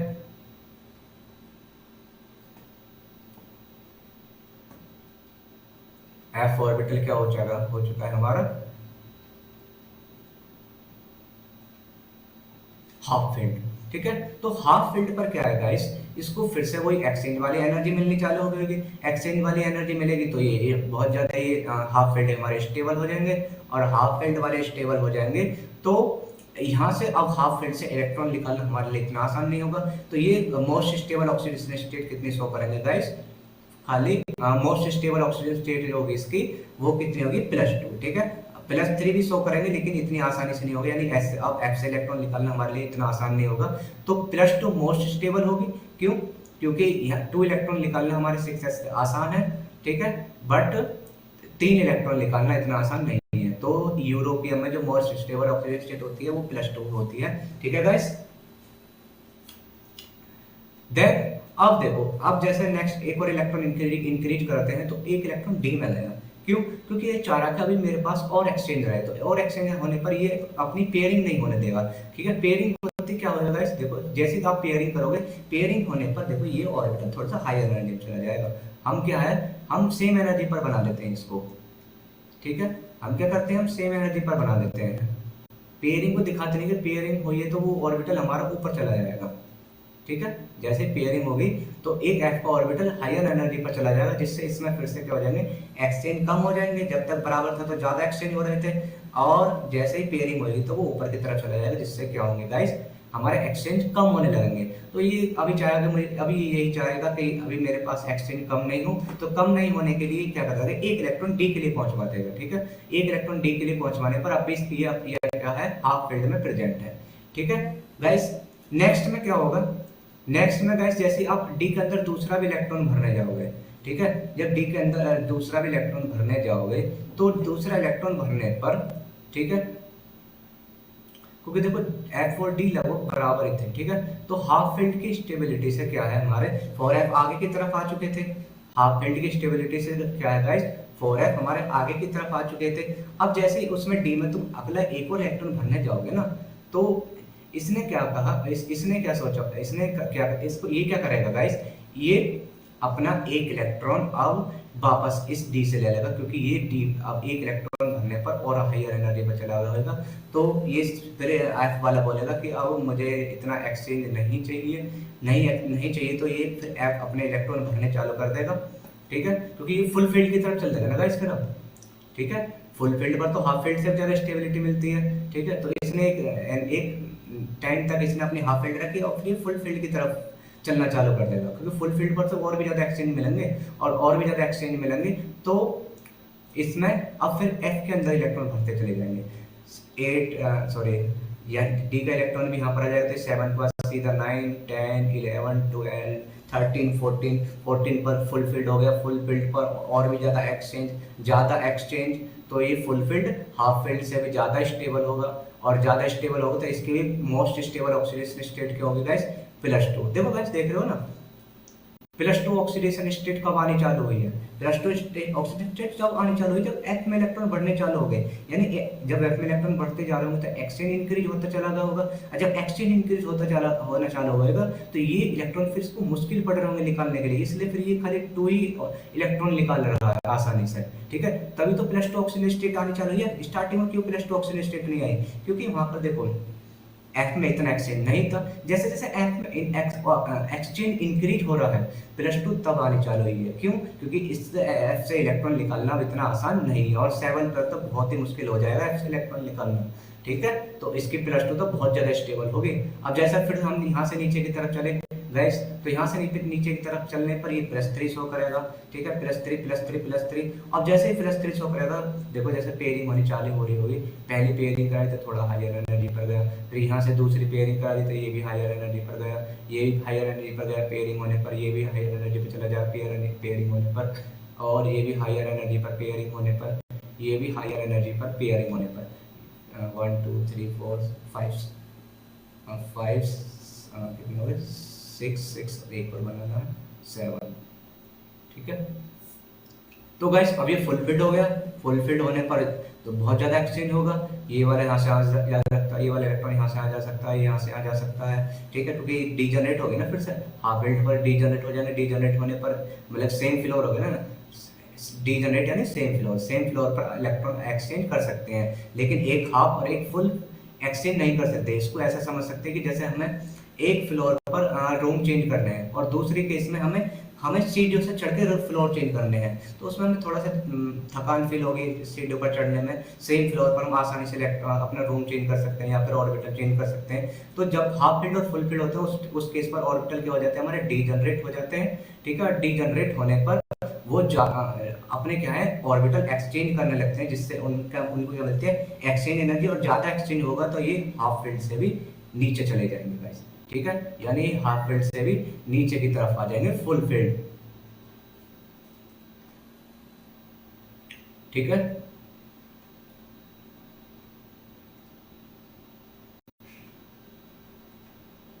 हाफ फील्ड से भी नीचे की फुल हाफ फील्ड से भी नीचे की तरफ आ जाएंगे। तो गाइस देखो, आप देखो खुद ही देखो, जैसे ही हम फुल फील्ड की तरफ अप्रोच करना चालू करते हैं तो देखो फिर से +2 आने चालू हो गई।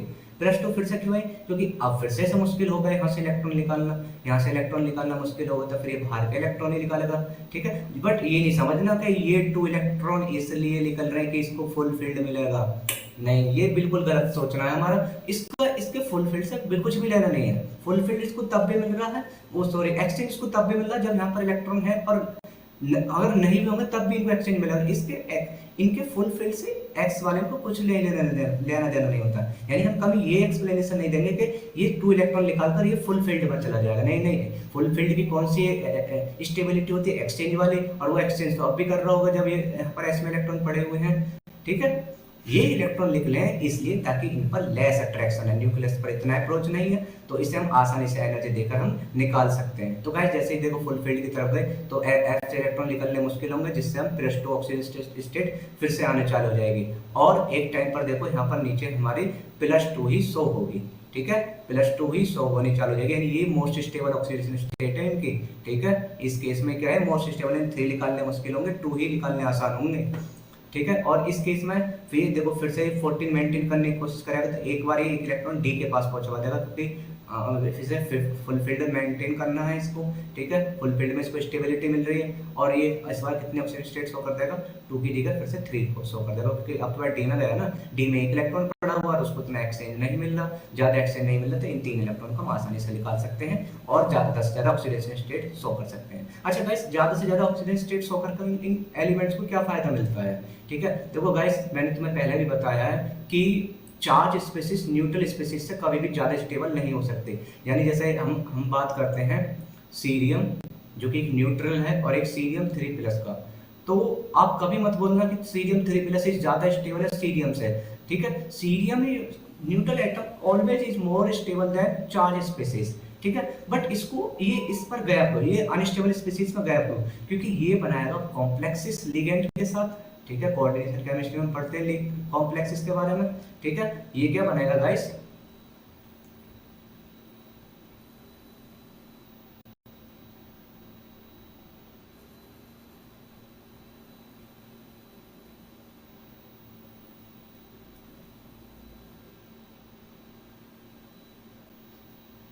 सीरियम 3+, जब 3+ में जाएगा तो कॉम्प्लेक्सेस बनाएगा लिगेंड के साथ, और लिगेंड के साथ कॉम्प्लेक्सेस बनाएगा तो फिर से जैसे NaCl में देखा था हमने, लेटिस एनर्जी रिलीज हुई थी, कॉम्प्लेक्सेस बनने पर यहाँ भी क्या होगी, एनर्जी रिलीज होगी, और जिससे जब ये कॉम्प्लेक्स बन जाएगा उसको आप बोल सकते हो कि कॉम्प्लेक्सिस, जैसे कोई भी सीरियम का कॉम्प्लेक्सिस बना है, ठीक है। सीरियम का जैसे कोई भी कॉम्प्लेक्सिस बना है जिस पर लिगेंड लगे हुए हैं, ठीक है। इस कॉम्प्लेक्सिस को तो आप बोल सकते हो कि कॉम्प्लेक्सिस सीरियम से ज़्यादा स्टेबल है, ठीक है। ज़्यादा स्टेबल है तभी ये 2 इलेक्ट्रॉनों को लूज करके कॉम्प्लेक्सिस बनाने के लिए गया है, ठीक है। लेकिन चार्ज स्पेसिस कभी भी एलिमेंटल स्टेट में वो न्यूट्रल स्पेसिस से ज़्यादा स्टेबल नहीं होगी। तो ये क्या करते हैं, अपने जितने भी जो लूज बाउंडेड इलेक्ट्रॉन होते हैं उनको लूज करवाते हैं, मतलब तो रिमूव करवाते हैं, और रिमूव करवाने के बाद चार्ज स्पेसिस में चले जाते हैं। चार्ज स्पेसिस में चले जाने के बाद ये लिगेंड से क्या बना लेते हैं, कोऑर्डिनेशन बॉन्ड बनाकर और भी ज़्यादा स्टेबिलिटी की तरफ मतलब कि फॉरवर्ड मूव हो जाते हैं, ठीक है। केमिस्ट्री में होता क्या है गाइस, हमेशा स्टेबिलिटी की तरफ ही होती है। जब भी रिएक्शन हो रही होती है तो वो स्टेबिलिटी की तरफ अप्रोच कर रही होती है, तभी रिएक्शन हमारी होती है, ठीक है। तो केमिस्ट्री में हमेशा एलिमेंट्स को क्या चाहिए, स्टेबिलिटी चाहिए, ठीक है। जब इन्हें स्टेबिलिटी मिलती रहेगी तब तक ये अपना क्या है गाइस, ट्रांसफॉर्मेशन या फिर शो करते रहेंगे, ठीक है। तो अब एक्टिनोइड को देख लेते हैं, ठीक है। एक्टिनोइड के केस में गाइस देखो, जब एक्टिनोइड की बात आएगी तो उस केस में आप देखो फिर से सेल ऑर्बिटल के, जो कि पहले 5D था, अब तो 6D आ गया, ठीक है। 5D था पहले पहले तो 5D, अब की बार 6s आ गए, तो और भी पीछे की तरफ चले गए। और जब न्यूक्लियस से इलेक्ट्रॉन 67s और भी ज्यादा पीछे की तरफ चले जाएंगे तो फिर speed electron orbital motion complete करने के लिए उन्हें और भी ज़्यादा स्पीड बढ़ानी पड़ेगी, ठीक है, क्योंकि उन्हें ऑर्बिटल मोशन कंप्लीट करना है। और जब ज़्यादा स्पीड बढ़ाएंगे तो फिर मास इंक्रीज होगा, और जब मास इंक्रीज होगा तो पेनिट्रेट करने, मास इंक्रीज होने पर क्या होता है, वो पेनिट्रेट करने की तरफ चल लेते हैं, यानी न्यूक्लियस की तरफ अप्रोच करने लगते हैं, ठीक है। तो इस बार फिर से वही एस का पेनिट्रेशन ज्यादा होगा देन डी का और एफ वाला। तो गैस देख रहे होगे तुम, देखो इसमें आप देखो खुद ही रिलेट कर सकते हो कि पहले हम एस में इलेक्ट्रॉन भरेंगे फिर 16 में, ठीक है। इस बार देखो अब भी हमने एफ में इलेक्ट्रॉन नहीं भरा, अब की बार हमने डी में 2 इलेक्ट्रॉन भरे हैं। क्यों? क्योंकि इस बार पेनिट्रेशन पहले से भी ज्यादा है, ठीक है। जब पेनिट्रेशन पहले से भी ज्यादा है तो डी अभी भी डी और भी ज्यादा इलेक्ट्रॉन फिल करवा सकता है, ठीक है। अभी हमने एफ में इलेक्ट्रॉन नहीं भरना चालू करे, अब जैसे 2 इलेक्ट्रॉन हो जाएंगे, ठीक है। तो मैंने तुम्हें जब पहले बताया कि जैसे इलेक्ट्रॉन भरने चालू होते हैं ना, तो इलेक्ट्रॉन भरने पर भी जो ना इलेक्ट्रॉन आने पर भी, ठीक है, वो हायर की तरफ चलते हैं, ठीक है। क्योंकि इलेक्ट्रॉन वहां पर जब इलेक्ट्रॉन आने चालू हो जाते हैं तो उन आपस में इलेक्ट्रॉनों का भी क्या है, इलेक्ट्रॉनों का रिपल्सन होने लगता है, ठीक है। जैसे 6D के अंदर इससे पीछे हमारे रेनेडियम के इलेक्ट्रॉन भरे जाते हैं ना, रेनेडियम के इलेक्ट्रॉन, तो उनके अंदर रिपल्सन होने लगता है, जिससे क्या होगा, इलेक्ट्रॉन आने पर पीछे की तरफ खिसकते हैं, ठीक है। तो जब पीछे की तरफ खिसकेंगे, एक इलेक्ट्रॉन आने पर थोड़ा सा खिसका, 2 आने पर और भी ज्यादा पीछे की तरफ खिसकेगा, तो 2 आने पर, तीसरा आने पर और भी ज्यादा, और ज्यादा होने पर फिर क्या है, एफ डी से ज्यादा, एफ डी से क्या है, स्टेबिलिटी में आगे की तरफ आ जाएगा, ठीक है। क्योंकि स्टार्टिंग में क्या होगा, जब 60 एफ से आगे की तरफ होगा, ठीक है, पेनिट्रेशन की वजह से, ठीक है। अब जैसे इसमें एक इलेक्ट्रॉन आया तो ये पीछे की तरफ खिसका, दूसरा इलेक्ट्रॉन आया तो ये और पीछे की तरफ खिसक जाएगा, और जब और पीछे की तरफ खिसक जाएगा तो फिर एफ फिर न्यूक्लियस की तरफ आ जाएगा, यानी न्यूक्लियस से ज्यादा पास होगा, और ज्यादा पास होगा तो फिर एफ में इलेक्ट्रॉन भरने स्टार्ट हो गए, ठीक है। तो यहाँ से देखो एफ में इलेक्ट्रॉन भरे, फिर 3 भरे, ठीक है, फिर 4 भरे, और जब जैसे 4 में एफ में इलेक्ट्रॉन इंक्रीज होंगे, ठीक है, तो एक्सचेंज बढ़ना चालू हो जाएगा, जिससे डी वालों को इलेक्ट्रॉन खुद छीन लगा कि नहीं अब डी में मत जाने दो, मैं एक्सचेंज बढ़ाना है, तो अब एफ के अंदर की जरूरत है, एफ को इलेक्ट्रॉनों की जरूरत है, ठीक है। 6 7, ठीक है, 7 के आने के बाद फुल हाफ फील्ड हो गया, ठीक है। और जैसे दोनों 7 7 हुए, ठीक है, तो इसको भी हाफ फील्ड मेंटेन रखना था, मेंटेन करने के लिए फिर ये डी के पास इलेक्ट्रॉन पहुंचवा देता है, ठीक है। क्योंकि हाफ फील्ड की स्टेबिलिटी भी बहुत बड़ी स्टेबिलिटी होती है, ठीक है गाइस। उस हाफ फील्ड की स्टेबिलिटी भी सफिशिएंट अमाउंट में स्टेबिलिटी होती है, तो उसके लिए भी इलेक्ट्रॉन इधर उधर चलते हैं, ठीक है। तो अब डी में इलेक्ट्रॉन गए, ठीक है। अब गाइस देखो यहाँ पर प्लस 2 ऑक्सीडेशन स्टेट आई है, ठीक है, लेकिन इस प्लस 2 ऑक्सीडेशन स्टेट को मोस्ट स्टेबल मत बोलना। क्यों ये मोस्ट स्टेबल क्यों नहीं है? क्योंकि है तो ये हाफ फील्ड, पर ये मोस्ट स्टेबल क्यों नहीं है? क्योंकि गाइस इस बार ना हमारे ना ये जो 5 और 6s के जो सेल्स हैं ये बहुत दूर है न्यूक्लियस से। जब ये न्यूक्लियस से बहुत दूर है, बेशक इसमें हाफ फील्ड की स्टेबिलिटी तो है, लेकिन न्यूक्लियस से क्या है, बहुत दूर, क्योंकि 3 स्टेबिलिटी होते हैं, न्यूक्लियस, हाफ फील्ड और लेस नंबर ऑफ नोड, ठीक है। तो ये न्यूक्लियस से बहुत दूर है, तो यहाँ से इलेक्ट्रॉन आसानी से एफ के अंदर से भी एक इलेक्ट्रॉन अब निकाला जा सकता है, ठीक है। तो ये plus most stable oxidation state जो शो कर सकता है +3 कर लेता है, ठीक है गाइस। +3 क्या है, मतलब कि ज्यादा से ज्यादा इलेक्ट्रॉन आसानी से 3 इलेक्ट्रॉन निकाल सकता है, ठीक है।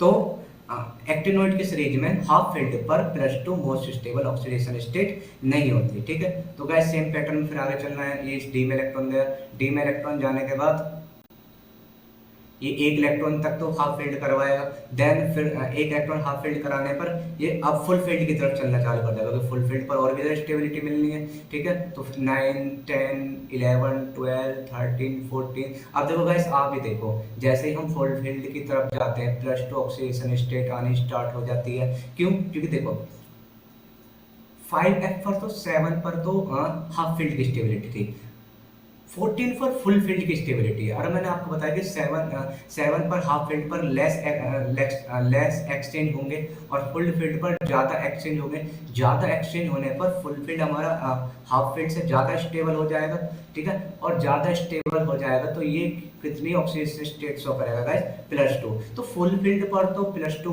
मोस्ट स्टेबल ऑक्सीडेशन स्टेट होगी, क्योंकि फुल फील्ड पर ये और ज़्यादा न्यूक्लियस की, देखो जितना ज़्यादा स्टेबल होगा उतनी ज़्यादा न्यूक्लियस की तरफ जाएंगे, ठीक है। तो फुल फील्ड पर ज़्यादा एक्सचेंज होगा, ज़्यादा एक्सचेंज होने पर न्यूक्लियस की तरफ और ज़्यादा चले जाएंगे, ठीक है। तो हाफ फील्ड न्यूक्लियस की तरफ इतना नहीं जा पाता जितना फुल फील्ड चला जाता है, ठीक है।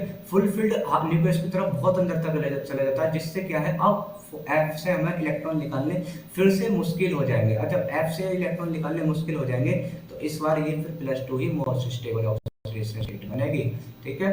और इसके बाद नेक्स्ट स्टेप में फिर से अपने फुल फील्ड मेंटेन करें, जिसकी वजह से एक इलेक्ट्रॉन डी में पहुंचवा देगा, और जब ये डी में इलेक्ट्रॉन पहुंचा देगा तो यहाँ से 3 इलेक्ट्रॉन निकालने आसान है, और 3 इलेक्ट्रॉन आसान है तो ये फिर +3 ऑक्सीजन स्टेट इसकी मोस्ट स्टेबल होगी, ठीक है। मोस्ट स्टेबल स्टेट, या फिर हमारे लिगेंड ज़्यादा से ज़्यादा इलेक्ट्रॉन निकालने क्यों चाहते हैं, क्योंकि इन्हें बनाने होते हैं कॉम्प्लेक्सेस, ठीक, या फिर सॉल्ट बनने पर या कॉम्प्लेक्सेस बनने पर लैटिस एनर्जी रिलीज होती है। लैटिस एनर्जी रिलीज होने पर ये न्यूट्रल एटम से भी ज़्यादा स्टेबल स्पीसीज, ज़्यादा स्टेबल स्टेबिलिटी गेन कर लेते हैं, ठीक है गाइस, ठीक है। यानी हम ये बोल सकते हैं कि जितने भी न्यूट्रल स्पीसीज होते हैं ना, इनके कॉम्प्लेक्सेस इनसे ज़्यादा स्टेबल होते हैं, और इस कॉम्प्लेक्सेस बनाने के लिए ऑक्सीडेशन स्टेट शो करें, अपने इलेक्ट्रॉन को रिमूव करवा रहे हैं ताकि कॉम्प्लेक्सेस बना सकें, ठीक है। तो गाइस यही था मेरा लेक्चर्स। इसमें कुछ चीज़ गाइस मैंने जो एक्सप्लेन नहीं करी, जो मैं आपको बता देता हूँ अभी पहले ही। एक मैंने गाइस इसमें ये एक्सप्लेन नहीं करा कि